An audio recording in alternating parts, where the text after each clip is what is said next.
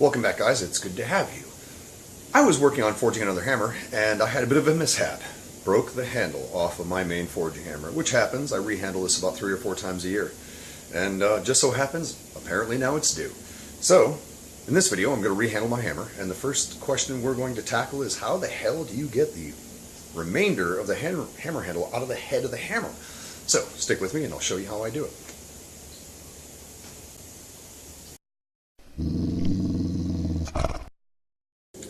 Okay, so the first thing that we have to do is we have to figure out how to get the stump, or the remainder of the broken off hammer handle out of the hammerhead. There's quite a few ways you could do it. You could try chiseling it, you could try punching it out, but honestly, because it's wedged in there so tightly, it's not really going to want to move. So the first thing you have to do is remove a decent amount of material. The way I like to do this is with a drill. Even if you don't have a drill press, you can hold it down onto a stable surface by hand with and then use a hand drill to drill, because all we're going to do is we're going to try and drill out the wood that's in between the steel head of the hammer, obviously, and in around the wedge. Now, on this one, I have 2 wedges in this handle. I just did it that way at the time. I don't even really know why I did it.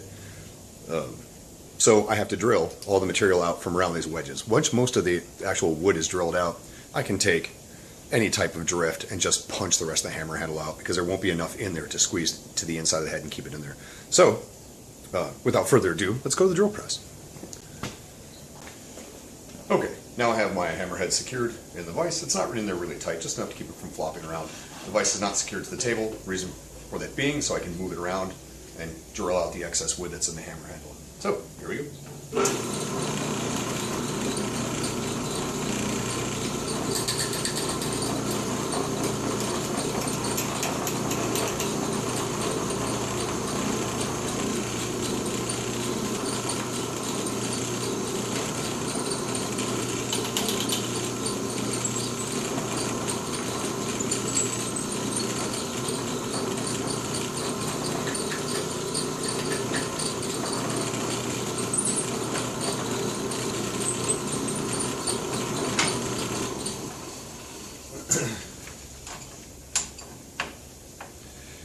The first time drilling through is a little tight, a little stiff. Of course, the more material you remove, the quicker and easier it goes. As you can see, hopefully you can see, we've got a very significant amount of material of the handle removed. Now we're just going to take over the anvil, set it down over the hardy hole, knock it out with a drift. Okay, there's many tools you can use to do this with. You can do it with a chisel, you can do it with a bunch of other things. I find it easier to do it with a drift, something with a flat end on it. And just because I happen to have this handy right here, I'm going to use my hammer eye drift. So, I'm going to set it over, make sure this is sitting over the hardy hole. I'm going to set it over a section of what's left in the handle stump that has the most amount of meat to it. I'm basically going to push it out the other side. A little bit over here. Since the wedges are still on the other side, I find it easier to push this out back towards the wedge side. See, there's material coming out already. The wedges are starting to pop out. It's much easier that way than trying to force all the rest of it through the top. Because a hammer eye should actually be, you see the hammer eye drift is skinnier down here and fatter at the top. The last drift should be towards the top of the hammer, so the top of the hole is a little bit bigger around than the bottom. That way when you put the handle up in there and wedge it, it spreads out and it does not want to come back off, right? So you should try to push it back out that direction. You have more room there. The farther down you push it, the less tight it gets. So, there's not a lot left in the material of this hammer handle to begin with. So the farther I push, the much looser it gets. There you go. You can see a lot of it coming out right now.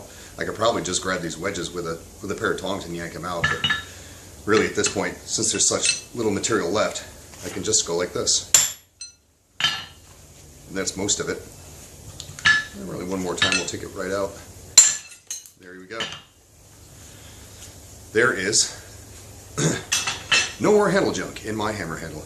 Now, as I just mentioned, because the bottom hole is smaller than the top hole, it behooves you, which is a fancy $5 word for, it means it's a good idea for you to keep track of which side is the top. That way you don't rehang the hammer upside down. Okay, now that we have the remainder of the broken off handle taken out of the hammerhead, we need to make a new hammer handle.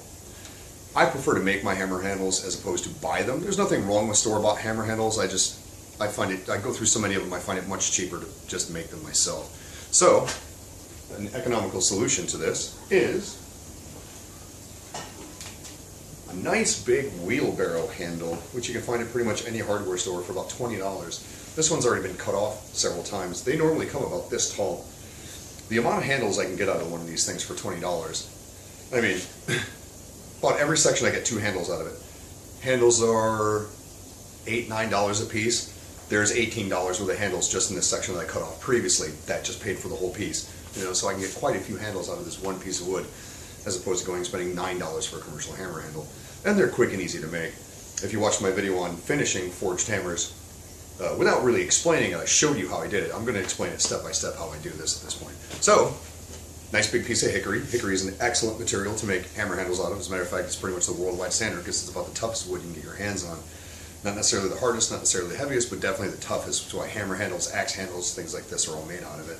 So, get this out of the way. Take my old hammer handle, which I broke off, lay it up against this with, roughly figuring out the amount of material that I had lost from it breaking off. Just give it a mark. Doesn't have to be perfect. This isn't rocket surgery, as I like to say. And we're just going to hack this off in the bandsaw, and then we're going to split it down the middle so we have 2 hammer handle blanks. Now, I only need one right now, but I'm going to break another one, or I'm actually going to finish a new hammer here pretty soon, which is also going to need a handle. So there's no reason why not to cut 2 blanks at once. So, here we go.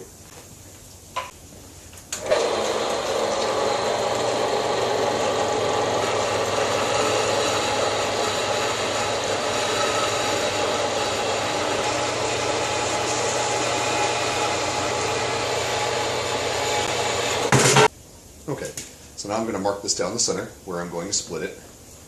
While I'm doing that, you may be wondering why I just cut this off in a horizontal bandsaw as opposed to cutting off on this little guy. Well, the problem with trying to cut off a long piece of wood in this is there's not enough room in here for me to get a straight cut all the way through this. I'd have to cut it at an angle and then cut that little corner off. And there's no point in wasting it when I can just cut it off in the horizontal. If I didn't have a horizontal saw laying around available, I probably would have cut it off that way, or just cut it off with a hand saw. So, this is the closest dimension to what this hammer handle width is going to end up being when it's done. So I've got 2 of these. So basically I'm going to split this in half. I'm going to do this by measuring it with my little combination square. It's 1 3/4 of an inch. So I'm going to split that in half. And then I'm going to take a pen in my little combo square. I'm going to run it down this piece of wood.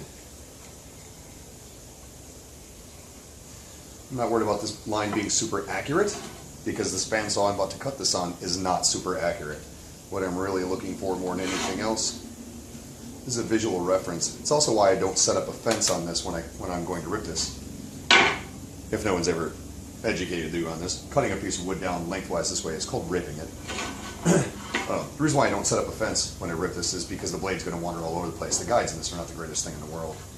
So I'm just going to do this on this side one more time, just on the other side, average out my 2 lines. Again, I'm not trying to be super accurate here. If I was, I'd be really careful about how I measured it down the middle. I just need a quick visual reference. I'm going to put on my respirator so I'm not breathing dust.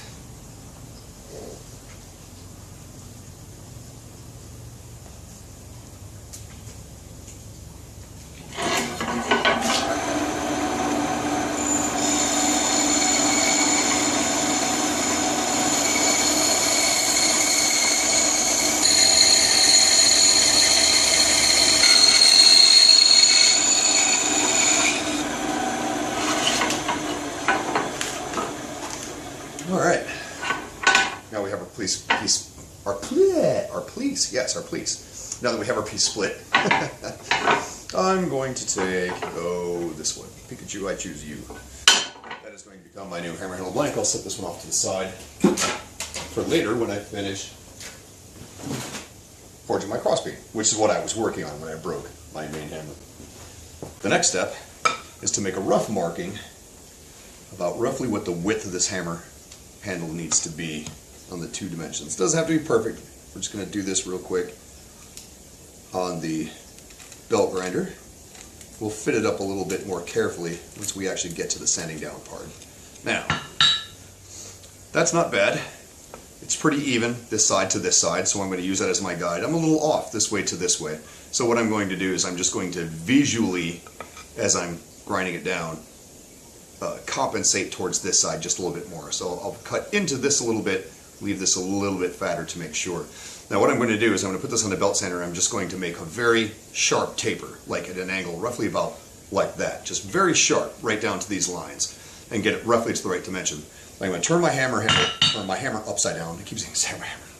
Turn my hammer upside down, set it up against there, and give it a good sharp smack with a hammer, and then this will create an exact outline of the bottom of this hammer eye hole, and that is what I'm going to fit the rest of this to. Now, mind you, this side is wider, which is okay. If I make it the same dimension all the way down so it fits tight and snug through the bottom hole, once I wedge this open, it's what's going to fill up all the space and what keeps your hammer handle from flying off when you swing it.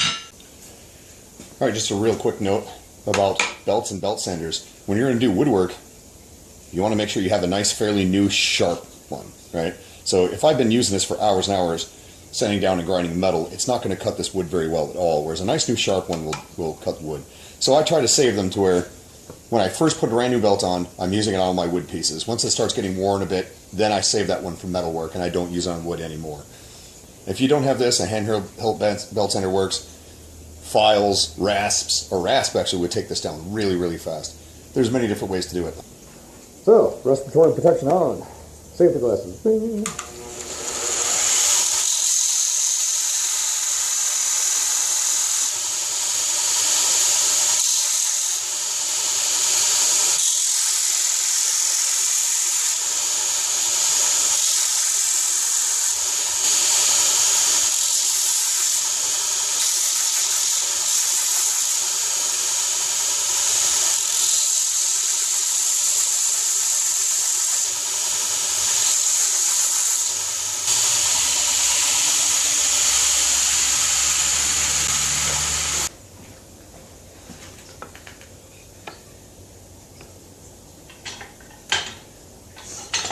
Before I do this, since this is going to be pretty much the mark I'm going to shape the rest of this handle off of, I want to make sure that it's in line, parallel with the center axis of my hammer.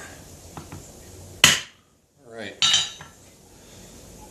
Just that one good tap and you can see we have some nice, very clearly defined marks. I don't need a perfect mark all the way around. This is more than enough what I need to go on.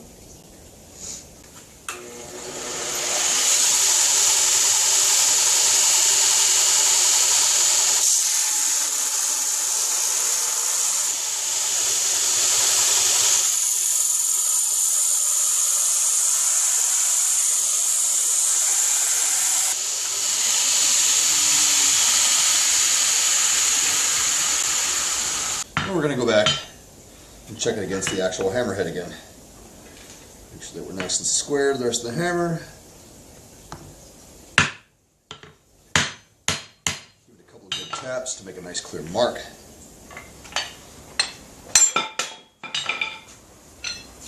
As you can see, we have a nice clear mark. Now the quicker and easier way to get down to this thickness right here, instead of doing it on the belt sander, would actually be doing it on the bandsaw, but I kind of prefer carving it out on the belt sander.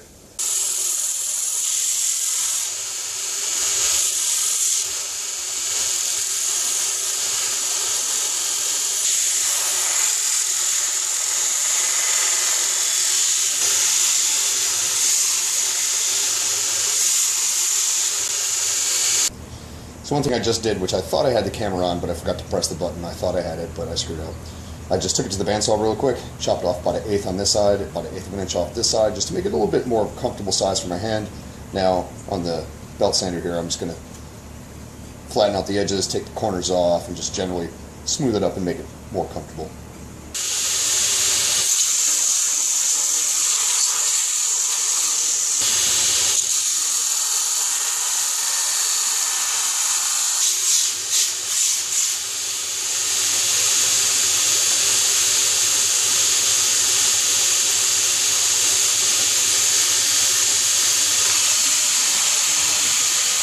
Now that we're pretty much fitted up for the hammerhead, we need to split for our wedge.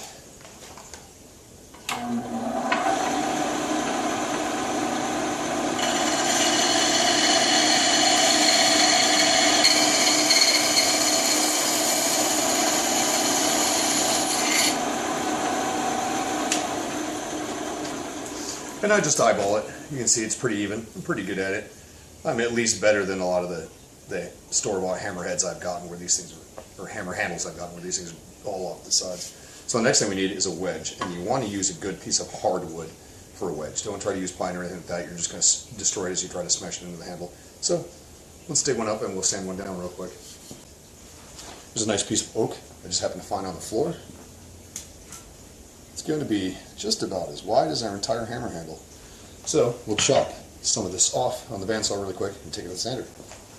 Got my nice oak for my wedge. I'm going to sand this down just basically paper thin on this side, and then make a nice even transition from here all the way to here. One flat plane on both sides all the way down.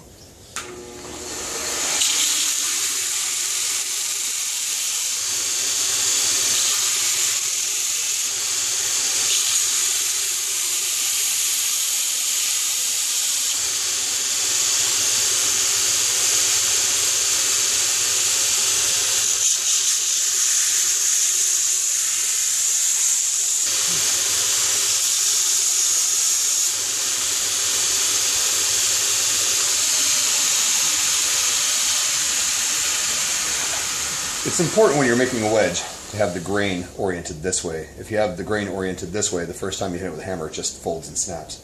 So it's got to be tough enough to get in there and actually start driving the two sections of that hammer handle apart to wedge itself into the hammerhead. Now the type of finish I usually put on my handles, instead of sanding them down, staining them, lacquering them, I started experimenting with this last springtime. As you can see on this one here, how it's nice and dark and shiny like this, is I've really come to enjoy the scorched finishes like are done on traditional Japanese woodworking tools. They'll take a torch, scorch it down, wire brush it down, and then as you use it, just the natural oils in your hand and just rubbing on it will make it nice and bright and shiny like this and really kind of bring the grain out. It's really, really pretty. And it's also, it's a very pleasant finish to have in your hand. In order to get this finish, you don't have to sand it down real smooth. As a matter of fact, it's better you don't. This is sanded down to 50 grit right now, just because that's the belt I was using. A lot of times it's just 36 grit that I'm using. And then you simply take a torch, or if you don't have one, run it out of the forge, or build a bonfire, run it over the bonfire, whatever you need to do, but this is all it takes.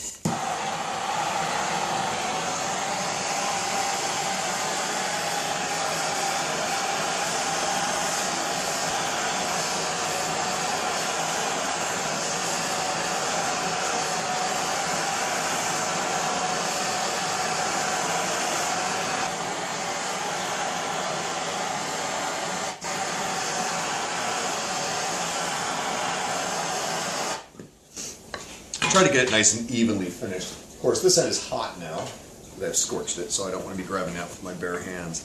Nowhere near as bad as grabbing hot metal, but it's still not fun.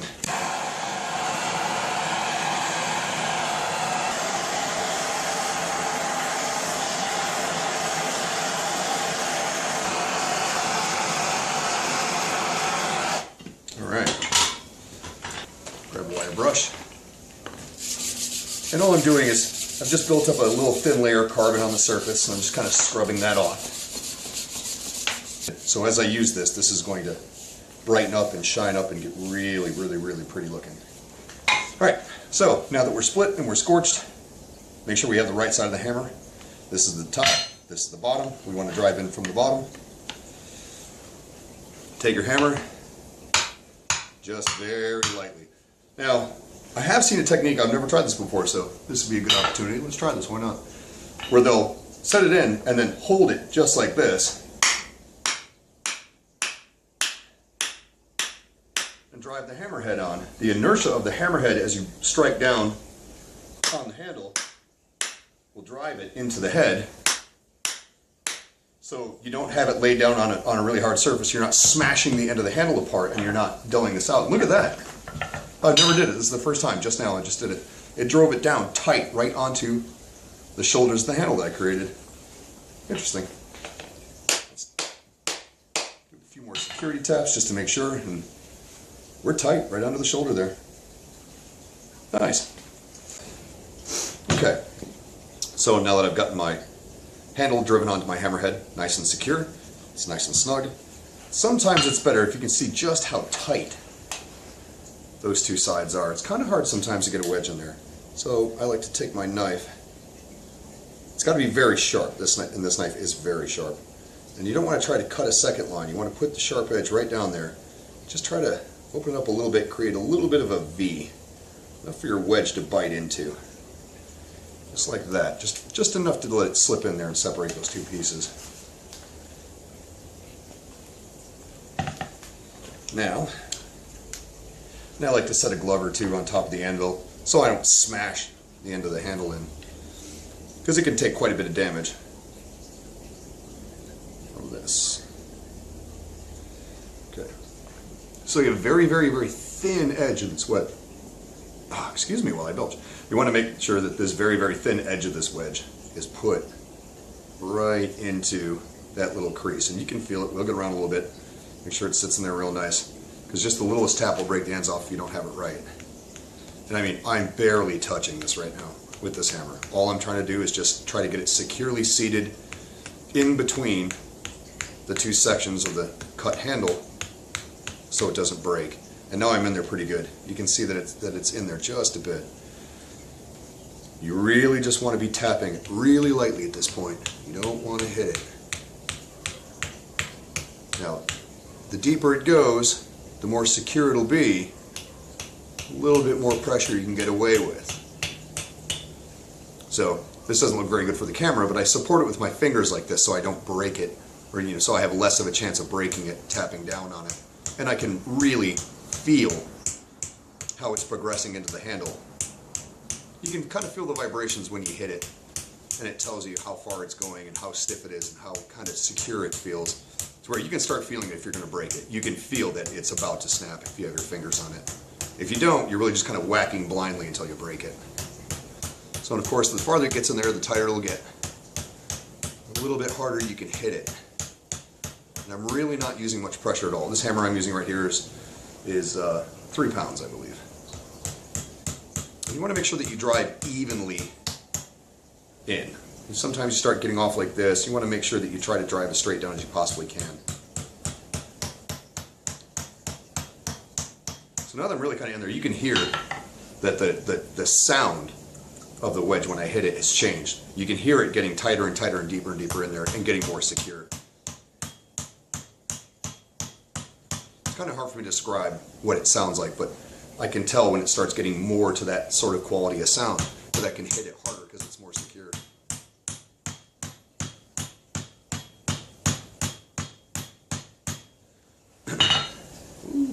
So you can see we're in there quite a ways at this point. So we are starting to deform the top of the wedge. So we might be getting to the point. You can really tell if you're starting to deform the top of the wedge that it's probably in there as far as it's going to go.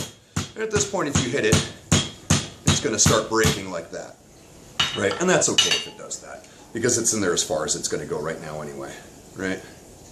So then what I usually do is I'll run over to the bandsaw really quick, zip off what's extra in there. Okay, there it is with the extra trimmed off. And I'm just going to reclaim one of the wedges that I came out of there when I knocked the old bit of handle out of the hammerhead anyway. Now when you're setting a steel wedge, let me take this off really quick. I'm starting to sound like Darth Vader. Oh, yeah, Alright, anyway. Well, that sounds like a normal person again. Your wooden wedge goes in parallel with the center line of the handle. You want your steel wedge to go in right on the center, but at an off angle. Anywhere from 30 to 45 degrees is fine. I usually try to set mine right about here, somewhere in the 30-degree range. And basically what this does is this swells the inside of the hammer handle apart even more, making it extra tight, tighter than this just lone wedge, wooden wedge will do. And it also keeps that wooden wedge from backing out. Once the steel wedge is set in there, that wooden wedge is not coming out. So, same way as before, set on top of a glove or something so I'm not doing any serious damage to the end of my hammer handle. I'm going to screw that up enough while I'm using it. Set my wedge at an angle. And also, really quick, I want to show you this. You may have seen this on the video where I forged them. You can see how this is cut in here and it creates these ridges that help hold the steel wedge in. They also create weak points. So when you're first setting your wedge, if you really try to whack it and really try to hit it hard in there, you might bend the wedge over completely and break it. So you want to be careful about that. So here we go, roughly about 30-degree angle right at the very center of the hammer handle. Again, just like setting a wooden wedge, light taps, very light taps when you're first getting in there. All we're doing is setting it. We're not trying to ram it in there. The ramming will come later. Alright, and as we're set in there, I can tap it a little bit harder, but again, be careful because you can just break it off. You got to hit square, straight down, drive it into the hammer handle. Which I'm not doing the greatest job of doing right now. I'm doing alright, but not great. And again, just like the wooden wedges, you can hear it. The farther you go down, the tighter it gets. The more stable it gets, the harder you can hit it. And the goal is, just like that, to get it driven down to where it's completely flush with the end of your hammer handle, which we're at right now. So now that this is in there good and secure, that's not going anywhere, that's not coming off. So now I'll finish this off really quick just by scorching this end to make it match the rest of the handle.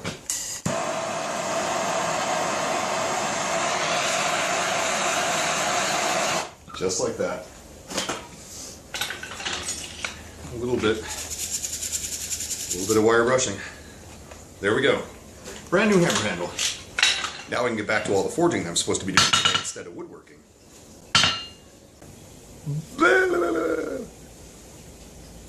So, there we go. Brand new handle for my main forging hammer. I hope you found this video informative and entertaining. If you did, please let me know. If you didn't, please let me know. If you have any questions, by all means, drop them down in the comments below. I'll be happy to answer them and or make another video to address them. So, thanks for watching, guys. Have a great day.